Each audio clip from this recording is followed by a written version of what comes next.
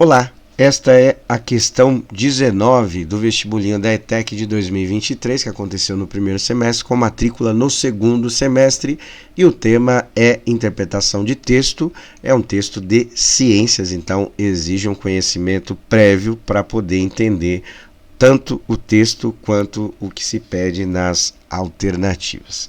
Antes de iniciar a resolução da questão, gostaria que você se inscrevesse no canal, caso não seja inscrito, e divulgasse o conteúdo aí de matemática e ciências do vestibulinho da ETEC de 2023.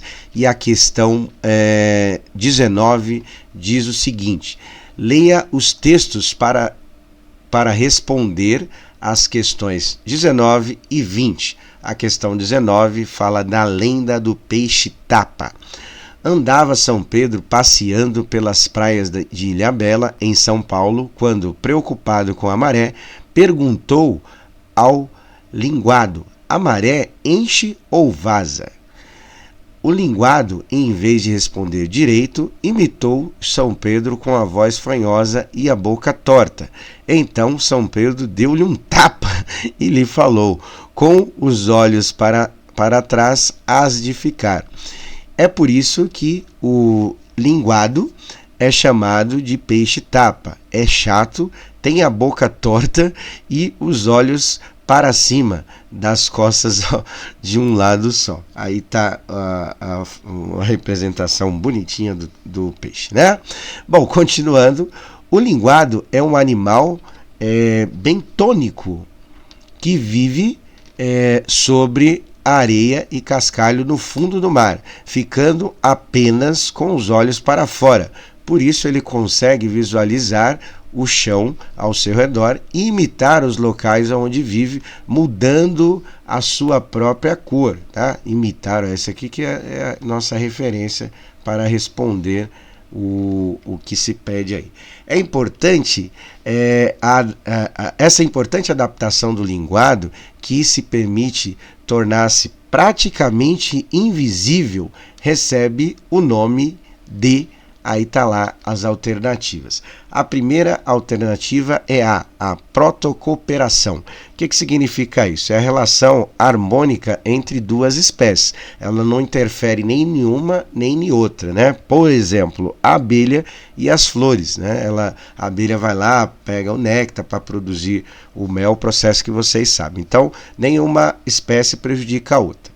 A segunda alternativa, o comensalismo, é também uma relação ecológica, não é harmônica, é ecológica, entre partes, onde uma espécie se beneficia de uma da outra, né? Então, o comensalismo tem a ver com comer, com essa parte de alimentação. Então, um exemplo seria a relação entre a hiena e os leões. Os leões geralmente caçam, né? Deixam o resto quando eles se sentem satisfeitos, eles deixam restos lá, e aí as hienas vão lá e pegam o resto das carcaças, tá? A camuflagem, que é justamente o que está falando aí, né? Um exemplo, o animal que mais a gente fala de camuflagem, consegue imitar o ambiente que está à sua volta, é o camaleão.